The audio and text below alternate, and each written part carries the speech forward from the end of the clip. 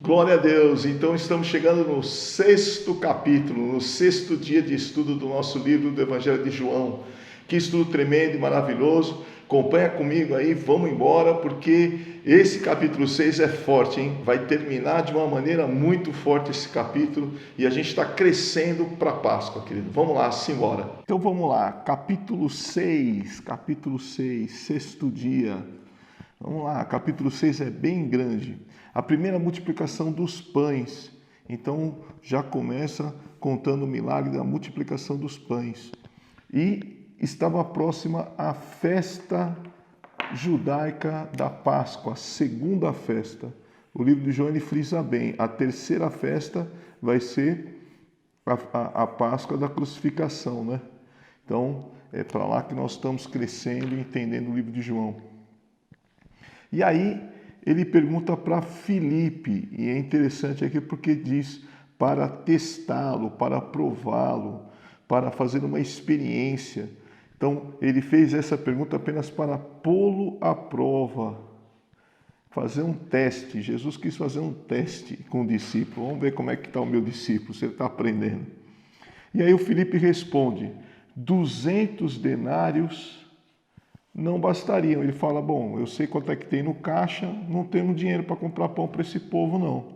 Mas o André, olha só que interessante, o André, ele tem um rapaz aqui que tem 5 pães. Um rapaz com 5 pães. É interessante porque o André vê um rapaz com 5 pães. O Filipe vê os 200 denários. Então, o Filipe vê 200 denários e o André vê a provisão na mão de um rapaz. Então, enquanto o Filipe vê 200 dinheiros, né, denários lá, o André vê 5 pães, 5 pãezinhos. Então, o que é que você está vendo? É a pergunta aqui, né? Você está olhando para o caixa ou está olhando para o que tem na sua mão? E colocar na mão de Jesus. Eu não sei o que significa isso, Jesus, mas tem 5 pães. O que tem é isso aqui. Então, o André vê gente, porque ele vê um menino, ele está conversando com o povo. O Filipe vê dinheiro. Então, é importante que a gente veja as pessoas e apresente para Jesus as pessoas. Jesus, olha, o que ele tem é isso, mas o Senhor é poderoso para multiplicar isso, né? Então, glória a Deus pela vida do André, que foi lá ver alguma coisa na vida das pessoas. E aí continua. Então disse Jesus, mandem o povo se assentar, havia muita grama. Tomou os pães, deu graças, repartiu e todos comeram, foram alimentados e sobraram. Ajuntem os pedaços que sobraram, que nada seja desperdiçado. Então eles ajuntaram e encheram 12 cestos com os pedaços, um para cada discípulo. Já desenhei aqui: 1, 2, 3, 4, 5, 6, 7, 8, 9, 10, 11. 12 cestos sobraram, um para cada discípulo carregar o seu cesto. Glória a Deus, né? Eu entendo aqui com isso que os discípulos primeiro atenderam as multidões, né? Depois eles compraram, depois eles receberam a parte deles. Primeiro eles atenderam as necessidades, serviram as multidões. Depois eles recolheram o que era deles e foram abençoados por isso. Então, depois da multiplicação dos pães, os discípulos descem para o mar e pegam um barco e fazem a travessia para Cafarnaum. Já estava escuro. Jesus não foi no barco com eles. Um vento forte começou a soprar e eles estavam sem Jesus no barco deles. As águas agitadas. Depois de terem remado cerca de 5, viram Jesus se aproximando. Na verdade, não viram Jesus, viram um fantasma se aproximando. E ficaram aterrorizados. Aterrorizados é a palavra. Sou eu, não tenham medo, não tenham medo. Como é bom ouvir de Jesus, né? Não tenham medo. E aí recebem Jesus no barco, né? Jesus entra no barco e aí tudo fica em paz. Então, o vento forte contrário no barco sem Jesus. Ficaram aterrorizados com medo, eles não sabiam o que era. Mas quando eles vêm, Jesus disse, não, sou eu. É interessante, sou eu, né? Sou eu. O eu sou está dizendo, fique em paz, sou eu estou aqui. Não é praga, não é corona, não é nada. Não é nada, não é corona, não é praga, não é fantasma, sou eu. Tenham paz, né? E deixa Jesus entrar no barco. Põe Jesus no barquinho, que Pedro, Tiago e João no barquinho. Deixa Jesus entrar no barco e tudo vai estar em paz. Amém? Glória a Deus. Aí, continua, no dia seguinte, a multidão que Jesus tinha ficado no outro lado, tal, percebeu, eles partiram, os discípulos partiram. Quando a multidão percebeu que nem Jesus e os discípulos estavam ali, entraram no barco e foram para Cafarnaum em busca de Jesus. E a gente poderia dizer aqui, né? Glória a Deus, a multidão buscando a Jesus. Glória a Deus, nossa, que lindo, né?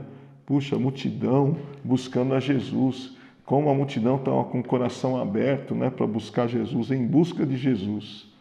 Mas, na verdade, a verdade é que vocês estão procurando pão, comida, por causa dos sinais, né? Dos sinais milagrosos. Os sinais, né? Estão procurando por causa dos sinais. Não trabalhem pela comida que estraga. Não trabalhem pela comida, mas pela que permanece para sempre, para a eternidade. Tremendo isso. As pessoas estavam satisfeitas com algo passageiro e estavam procurando Jesus para continuar satisfazerem. Só que eu como, tenho fome, Jesus, eu quero comer, eu como, tenho fome. Trabalha pelo que permanece. Valores, as verdades de Deus, o conhecimento de Deus é o que vai permanecer no seu coração. E aí eles perguntam, bom, então o que nós precisamos fazer para fazer as obras que Deus requer, né? O que nós temos que fazer? E a obra de Deus é essa que Jesus responde, crer. Então, não é fazer, mas é crer. Há uma grande diferença aqui. Primeiro você precisa crer, né? Então, o judeu tinha muito isso, por isso que depois a gente vai ver a parábola do filho pródigo, o filho que ficou em casa, ele tinha a noção de fazer. Mas Jesus falou, olha, antes de fazer, vocês precisam crer. Depois que você crê, aí você faz. Mas primeiro você precisa crer. Crer, né, naquele que ele enviou. E Paulo fala sobre isso, né? A fé, a salvação vem por crer, é pela graça, não é? Depois o Tiago diz, quem crê, faz. Mas Jesus disse, não, vocês precisam crer, porque eles tinham, bom, o que eu preciso fazer? Eu preciso fazer isso, fazer aquilo, estou salvo. E não adiantava, precisa ter o coração transformado. E o crer fala em mudar de maneira permanente, né, a sua vida. Permanente a sua vida. O fazer é passageiro. Então pense bem, se você está fazendo as coisas para Jesus ou se você está crendo em Jesus. O problema é que eles estavam atrás de um sinal milagroso. Então qual é o sinal milagroso que o Senhor mostra para a gente crer no Senhor? Qual que é o sinal? Moisés nos deu o maná, né, para comer. E Jesus declara, digo a verdade, não foi Moisés que deu a vocês o pão do céu, meu Pai que deu o pão, não foi Moisés. Ele dá o verdadeiro pão do céu, não é? Pois o pão de Deus é aquele que desceu do céu e dá vida ao mundo, está falando dele mesmo, é o que desceu do céu e dá vida ao mundo.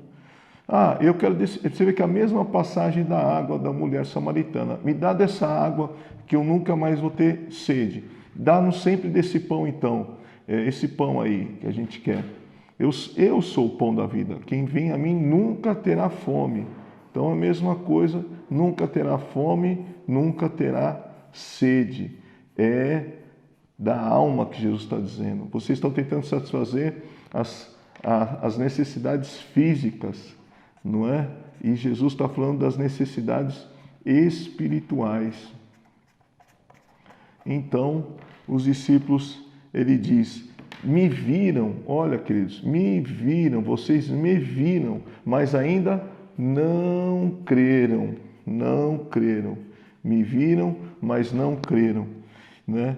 Então, o Pai tem dado, cada um de vocês, me viram, aí eu fico imaginando, né? Eles estão vendo Jesus, né? Estão vendo Jesus, mas não creem.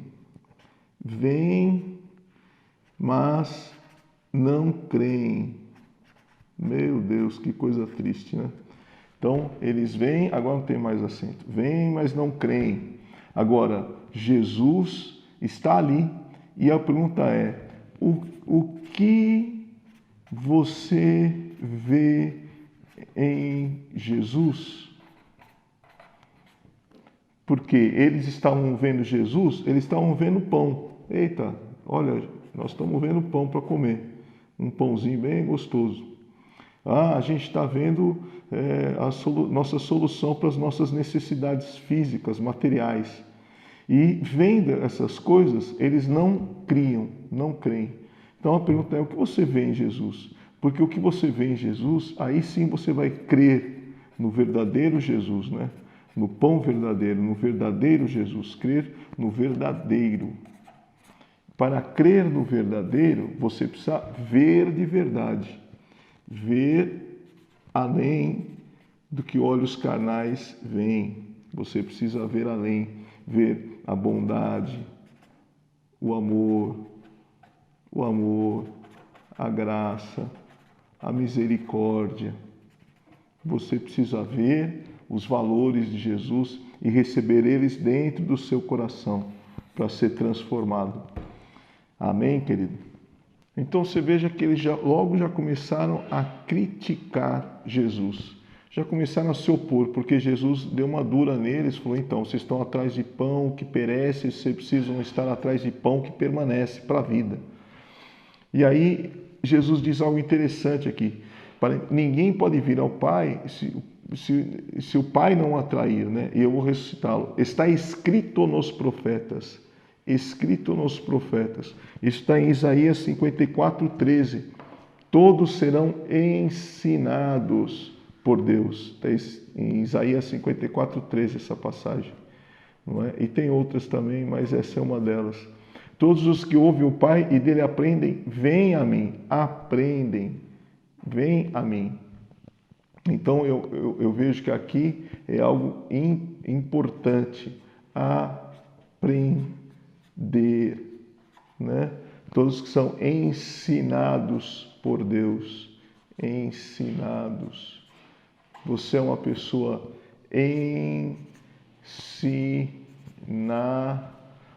vou dizer isso, você é uma pessoa ensinável ou não, não é? Você é uma pessoa que gosta de aprender, que gosta de crescer, esses é que vêm a Jesus e conhecem a Jesus, né? Crescer no conhecimento, na transformação. Um pai tem prazer em ensinar os seus filhos. Então, aí ele diz, de fato, comeram maná no deserto, mas morreram. Então, se você continuar comendo esse pão que só supre as tuas necessidades básicas, que você acredita que são as mais importantes, você então vai morrer, porque esse maná, essa provisão para as necessidades, aquele que só se alimenta disso, morre. Mas aquele que busca o maná que veio do céu, o pão vivo, que desceu do céu, que é Jesus, se alguém comer esse pão, viverá para sempre. Essa é a minha carne que eu darei pelo mundo. E aí ele já começa a dizer, né? Então, mas Jesus vai dar a sua carne, como é que nós vamos mudar a sua carne? Então já começaram a criticar, duvidar, começaram a colocar questionamentos, e João vai mostrando bem isso, né? A resistência das pessoas. Eles queriam Jesus que trazia o pão, não Jesus que trazia ensino e transformação.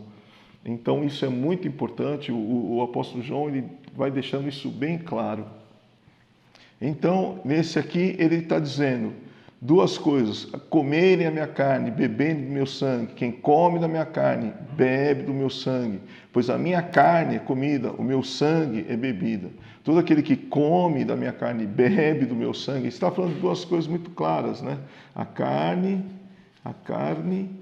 e o sangue, do seu sangue. Que aí a ceia, a carne é o pão, né? É a carne e o vinho é o sangue. Então está falando da ceia e está falando que quem come da minha carne e bebe do meu sangue, está falando de intimidade.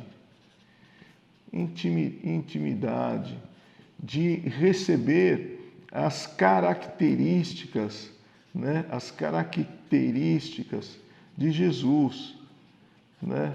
Ou seja, se tornar como Ele, parecer com Ele, imitar a Ele. Por isso, comer da minha carne, beber do meu sangue, come do meu pão e bebe do meu vinho, quer dizer, você está tendo relacionamento com Jesus, intimidade de Jesus, está fazendo parte da família, o sangue dele no seu sangue. Isso fala de paternidade, de influência. Então, aqueles que participam dessa mesa, não é uma questão de participar da ceia, é uma questão de participar diariamente dessa vida de intimidade com Ele. E aí então, olha que interessante, da mesma forma como o Pai que vive me enviou, da mesma forma eu vivo por causa do Pai. Assim aquele que se alimenta de mim viverá por minha causa. Então, quem se alimenta de mim viverá por minha causa. Jesus, né, o Pai, Jesus e os discípulos, né? Você. Então, a gente vive se a gente for enviado por Jesus, comer de Jesus, assim como Jesus vive, por causa que ele vive e se alimenta do Pai, ele ouve o Pai, e então é uma cadeia.